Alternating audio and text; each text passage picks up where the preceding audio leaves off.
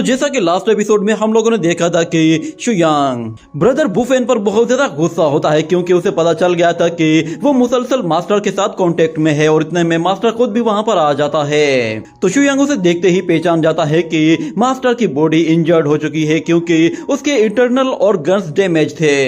ये देखते ही वो मास्टर से कहता है कि आखिर ये आपके साथ किसने किया है। तो मास्टर कहता है मैं तुम्हें इसके बारे में नहीं बता सकता क्योंकि मैं जानता हूं कि अगर तुम्हें मैं उस शख्स के बारे में बता दूंगा तो तुम उससे बदला लेने के लिए चले जाओगे। और फिर शुयांग कहता है कि मास्टर आपके पास सिर्फ और सिर्फ 1 मिलियन साल का लाइफ स्पेन रह गया है। जिसके बाद मास्टर उन लोगों को छोड़कर वापस से फिर से स्पेस में किसी और प्लेनेट की तरफ चला जाता है और कहता है कि मैं हर प्लेनेट पर टियानलान सेक्ट का नाम रोशन करना चाहता हूँ। और फिर उसके जाने के बाद वहाँ पर डालुओ इमोर्टल वर्ल्ड के लोग आते हैं। वो लोग अपनी स्टारशिप को शुयांग के बिल्कुल ऊपर लाकर खड़ा कर देते हैं और उससे कहते हैं कि तुम सब लोग अपनी हार मान लो और अपने आप को हमारे हवाले कर दो। मगर शुयांग उन लोगों की ऐसी जमकर धुलाई करता है कि उन लोगों का लीडर फिर शुयांग के आगे घुटनों पर आ जाता है और कहता है कि मुझे माफ कर दो, अगर तुम मुझे माफ कर दोगे तो मैं अपना डालुओ इमोर्टल सेक्ट तुम्हारे नाम कर दूंगा। जिसके बाद अगले सीन में हमें दिखाया जाता है कि एक स्टारशिप जो के जलते हुए बहुत ही तेजी के साथ नीचे आ रही होती है और हमें डालुओ इमोर्टल सेक्ट का सीन भी दिखाया जाता है जहाँ पर बहुत सारे डिसाइपल बैठे हुए होते हैं और उन लोगों को जब वो स्टारशिप दिखाई देती है तो वो सब के सब उसके रास्ते से दूर हट जाते हैं।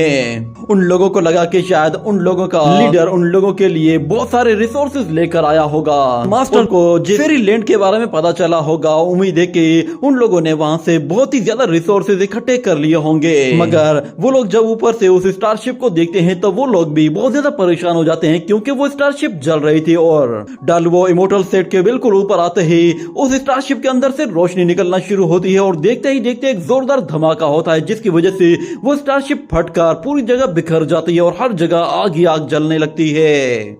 ये देखकर वहां पे खड़े हुए डिसाइपल्स बहुत ज्यादा गुस्से में आ जाते हैं और कहते हैं कि किसकी इतनी हिम्मत जिसने हमारी डालुओ इमोर्टल स्टारशिप पर हमला किया है। ये कहने की ही देर थी कि अंदर से लिंगशु अपने सारे साथियों को लेकर बाहर आ जाती है और याया कहता है कि शुक्र है कि हम लोग पहुंच गए, मुझे तो इस स्टारशिप के अंदर उल्टी आने लगी थी। वो सारे के सारे डिसाइपल्स इन नए लोगों को देखकर काफी सरप्राइज होते हैं और इस तरफ लिंगशु उस सेक्ट को देखकर कहती है कि ये तो काफी बड़ा सेक्ट है। मगर उस सेक्ट का एक डिसाइपल कहता है कि तुम लोगों की हिम्मत कैसे हुई हमारे सेक्ट के अंदर घुसने की। ये कहते हुए वो अपने हाथों से एनर्जी जनरेट करते हुए एक सोर्ड के साथ उस पर जैसे हमला करता है तो या उस सोर्ड को एक लात मारते हुए दूर फेंक देता है। जिसके बाद वहां पे खड़ा हुआ वही डिसाइपल जिसने उस सोर्ड से हमला किया था वो उन लोगों से कहता है कि तुम लोगों की हिम्मत कैसे हुई हमारे सेक्ट के लीडर की बेइज्जती करने की। क्या तुम लोगों में इतनी भी अकल नहीं है कि आने से पहले एक मर्तबा हमारे सेक्ट लीडर के बारे में किसी से पूछ लिया होता। मेरा डालुओ सेक्ट पूरे डालुओ रियलम में सबसे पावरफुल सेक्ट है और वहीं पे उन लोगों का लीडर उन लोगों से कह रहा होता है कि बेवकूफ अपनी बकवास बंद करो। जिस पर लिनफेंग पीछे मुड़कर देखता है तो वो बंदा बिल्कुल खामोश हो जाता है और दूसरी तरफ वो सारे के सारे डिसाइपल्स कहते हैं कि हमारा डालुओ सेक्ट पूरे डालुओ इमोर्टल रियलम में इंचार्ज है, हमसे बड़ा कोई भी नहीं यहाँ पर, लोग हमारे आगे झुकते हैं। ये बात सुनते ही लिंगशु कहती है कि अच्छा अब समझ में आया, तुम्हारे सेक्ट लीडर ने भी कुछ ऐसी ही बात कही थी। सच में तुम सारे के सारे लोग तो काफी लाजवाब हो। जिस पर वो बंदा कहता है कि ये तो नेचुरल है, हम सब लोग यहाँ पर बहुत ही पावरफुल हैं और तुम्हें बता दूं कि तुम लोग इस वक्त डालुओ इमोर्टल वर्ल्ड की सबसे फेमस जगह पे खड़े हुए हो जिसे इविल लैंड कहते हैं। यहाँ पे जिसे चाहो जला दो, मार दो या फिर लूट लो। ऐसी बातें सुनकर उनका मास्टर फिर से उन्हें इशारा करते हुए कहता है कि बेवकूफ ऐसी बातें मत करो, तुम लोग मुझे मरवा दोगे। मगर लिनफेंग फिर से मुड़कर देखता है तो फिर से वो बंदा बिल्कुल चुप हो जाता है जैसे कि उसने कुछ कहा ही ना हो।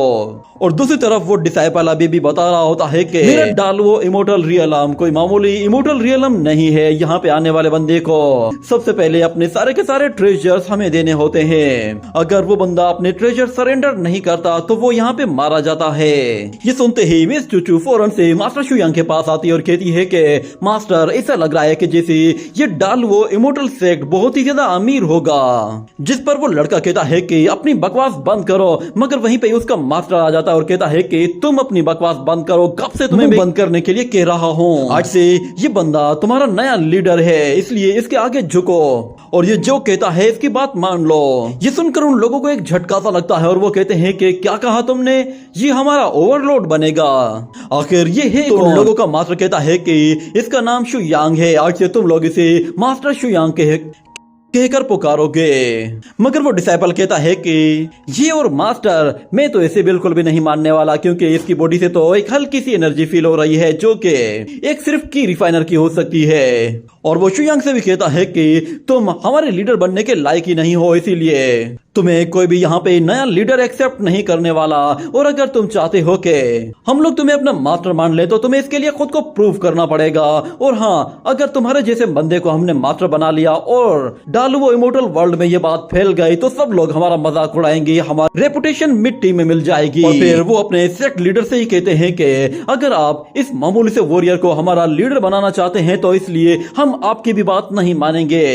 ये कहने के साथ ही वो सब के सब अपने ही मास्टर की तरफ आगे बढ़ने लगते हैं। तो दूसरी तरफ शुयांग अपने डिसाइपल से कहता है कि चलो इन्हें मजा चखाओ। ये कहने के बाद वो सारे के सारे डिसाइपल उन लोगों पर टूट पड़ते हैं और कुछ देर के बाद हमें उन लोगों के चीखने चिल्लाने की आवाजें सुनाई देती हैं। और फिर हमें एक लड़की को दिखाया जाता है, उसके साथ बाकी सारे के सारे डिसाइपल्स वहीं पर ही बांधकर बिठाए गए थे। और वो लोग पिटने के बाद भी ये अपने मास्टर से कहते हैं कि आप बिल्कुल बेफिक्र हो जाएं, चाहे ये लोग हमारी जान ही क्यों ना ले लें, फिर भी हम अपनी वफादारी को नहीं बदलेंगे। भले ही इस बंदे ने हमें हराया है तो क्या हुआ, हमारे डालवो इमोर्टल वर्ल्ड में हजारों मास्टर्स हैं। हमारे सीनियर्स और हमारे एल्डर्स बहुत जल्द हमारा बदला लेने के लिए इसके पास आएंगे और उसके बाद हम देखते हैं कि ये क्या करता है। मगर उन लोगों का मास्टर, जिसका नाम हाओकू होता है, वो कहता है कि तुम लोगों का दिमाग तो खराब नहीं हो गया, कहीं तुम लोग मुझे मरवाना तो नहीं चाहते। ये कहने के बाद वो शुयांग के आगे गिड़गिड़ाते हुए कहता है कि प्लीज आप इन्हें माफ कर दीजिए, ये लोग बेवकूफ हैं, अभी ये लोग सीख रहे हैं, इसीलिए इनकी नादानियों को माफ कर दीजिए।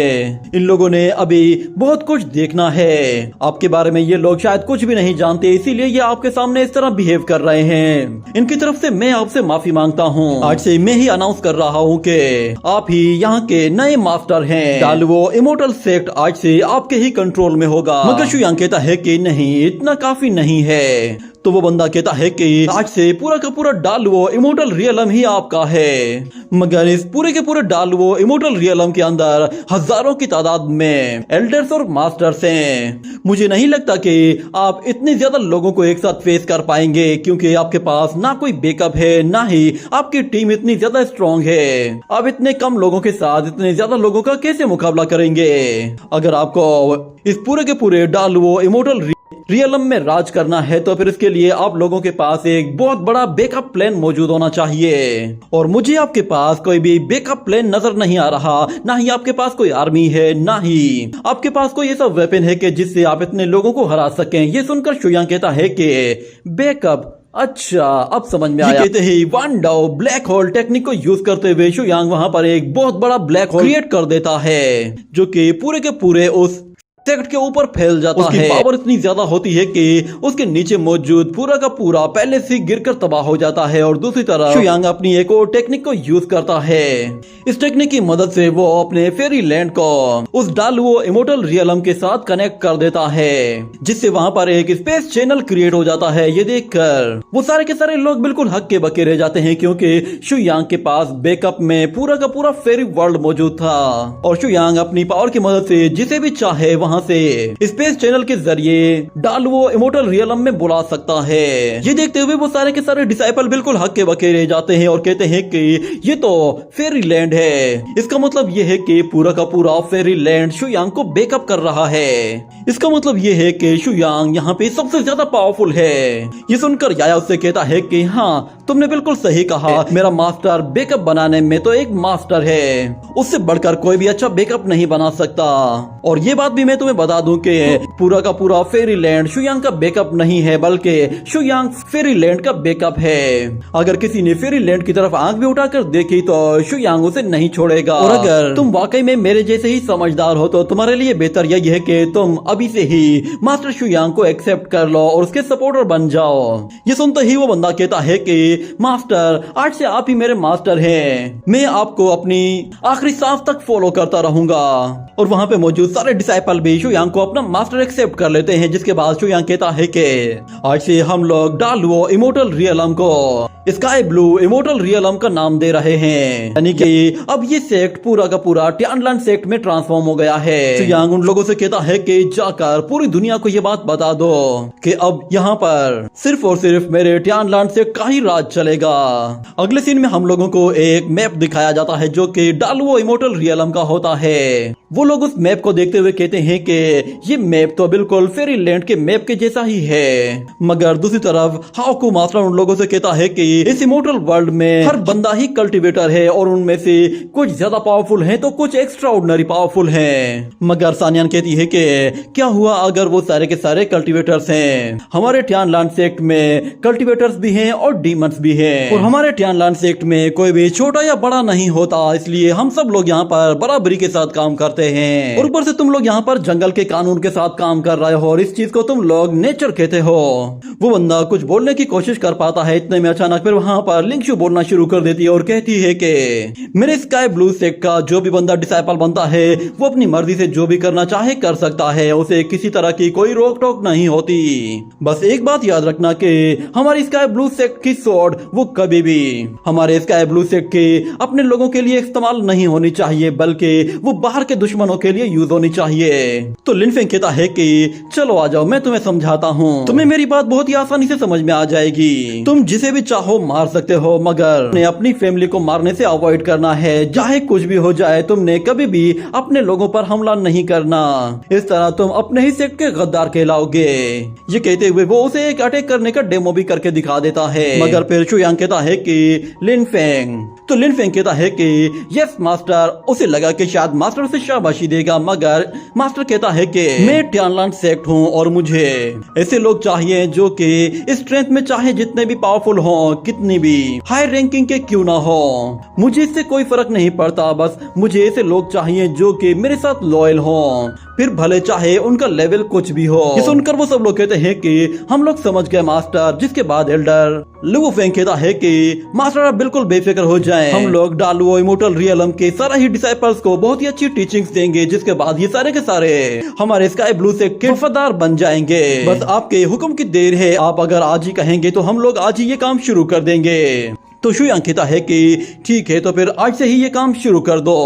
और फिर दूसरी तरफ हमें दिखाया जाता है कि सीनियर रेन शुई एक मैप को देखते हुए कहती है कि इस डालवो इमोर्टल वर्ल्ड में नॉर्थ की तरफ बहुत सारे समंदर हैं, जैसे कि बिल्कुल हमारे फेरीलैंड में हुआ करते थे। और क्योंकि मैं कई हजार साल तक समंदर के अंदर रह चुकी हूँ, तो मुझे यहाँ पर बिल्कुल सेम वैसी ही फीलिंग्स आएंगी और मेरे लिए वहाँ की सिचुएशन को कंट्रोल कर पाना भी बहुत ही आसान हो जाएगा। आप बिल्कुल बेफिक्र होकर ये सारे समंदर मेरे हवाले कर दीजिए, मैं सारी सिचुएशन को वहाँ पर हैंडल कर लूंगी। और फिर एल्डर शेन कहता है कि यहाँ पर बहुत सारे बैंडिट्स हैं जो कि वेस्टर्न साइड्स पर हैं, हमें इन बैंडिट्स को इग्नोर नहीं करना चाहिए। आप उन लोगों को मेरे ऊपर छोड़ दीजिए, मैं उन लोगों को अच्छी टीचिंग्स देकर अपने टियानलान सेक्ट का एक हिस्सा बना दूंगा। जिसके बाद लिंक्शु कहती है कि यहाँ पर साउथ साइड पर एक बहुत बड़ा और घना जंगल भी मौजूद है, जहाँ पर बहुत सारे खूंखार और विल बीस्ट भी हो सकते हैं और वहाँ का माहौल बहुत ही ज्यादा खतरनाक होगा। तो इसीलिए मैं वहाँ पर जाकर वहाँ की सिचुएशन को हैंडल करने में कामयाब हो जाऊंगी, क्योंकि मेरे पास जंगल में रहने वाली हर एक चीज को डील करने का बहुत ज्यादा एक्सपीरियंस भी है, तो वहाँ पर मुझे ही जाना चाहिए। तो दूसरी तरफ फिर गाउलिन कहती है कि मैं भी इसके साथ जाऊंगी, मुझे जंगल में रहने का बहुत ज्यादा एक्सपीरियंस है, क्योंकि मैं जंगल के मॉन्स्टर्स के साथ कम्युनिकेट भी कर सकती हूँ। ये कहने के बाद वो फौरन से लिनफेंग के पास चली जाती है और कहती है कि तुम भी हमारे साथ चलो। और फिर आखिर में लिंगर बच जाती है, तो वो भी कहती है कि ठीक है मैं भी जा रही हूँ। मगर मैं ईस्टर्न साइड की तरफ जाऊंगी। ये कहने के बाद वो सारे के सारे डिसाइपल चले जाते हैं और शुयांग उस पैलेस में बिल्कुल अकेला बैठा हुआ होता है। इतने में अचानक वहाँ पर ब्रदर बुफेन आ जाता है और वो आते ही कहता है कि आज का दिन तो हमारे लिए बहुत ही यादगार दिन है, क्योंकि आज हम लोगों ने डालवो इमोर्टल वर्ल्ड के अंदर अपने टियानलान सेक्ट को एस्टेब्लिश कर दिया है। मगर तुम इतने ज्यादा उदास क्यों बैठे हुए हो? लगता है कि शायद तुम्हें अब भी कोई ऐसी बात है जो कि परेशान कर रही है। मगर फिर वो कहता है कि अरे हाँ, मैं तो तुम्हें एक बात बताना ही भूल गया।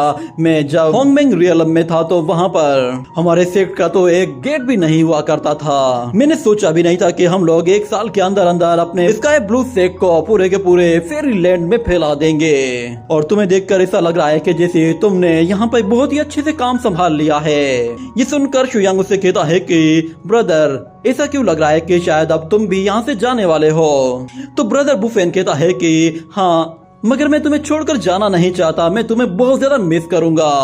मैंने होंगमेंग रियलम को गार्ड करने के लिए हजारों साल गुजार दिए। तुम जहाँ भी जाते थे मैं हमेशा वहाँ पर तुम्हारे साथ रहता था, मगर अब तुम काफी बड़े हो चुके हो और अब मैं तुम्हारी टेंशन लेना भी छोड़ चुका हूँ, क्योंकि अब तुम खुद अपना ख्याल रख सकते हो। मेरे लिए अब ये बहुत ही अच्छा टाइम है। मैं जाकर थोड़ा सा रिलैक्स करता हूँ, मगर उससे पहले मैं तुमसे एक बात पूछना चाहता हूँ। कहीं तुम ये पता लगाने की कोशिश तो नहीं कर रहे कि मास्टर को किसने इंजर्ड किया है? ये सुनकर शुयांग ब्रदर बुफेन की तरफ देखता है, जैसे कि शायद वो उसे अभी बताएगा कि मास्टर को किसने इंजर्ड किया है। मगर ब्रदर बुफेन कहता है कि जूनियर, शायद तुमने कभी ये सोचा भी नहीं होगा कि ये स्पेस कितना ज्यादा बड़ा है। तुम अगर वहाँ पर जाना चाहो तो शायद तुम वहाँ पर कभी भी नहीं पहुँच पाओगे। शायद तुम्हें वहाँ पे जाने में भी बहुत ज्यादा लंबा टाइम लग जाएगा।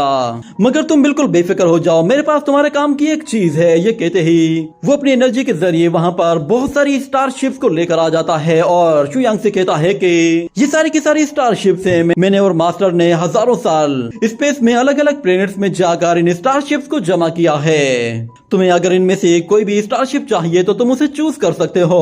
तो शुयांग उन सारी की सारी स्टारशिप्स की तरफ देखता है। वो सारी की सारी एक से बढ़कर एक स्टारशिप्स होती है, मगर शुयांग कहता है कि मुझे वो वाली चाहिए। उसे एक स्टारशिप पसंद आ गई थी जो कि ब्रदर बुफेन उसके लिए फौरन से बाहर निकाल लेता है और उसी के साथ ही ये एपिसोड यहीं पे ही एंड हो जाता है।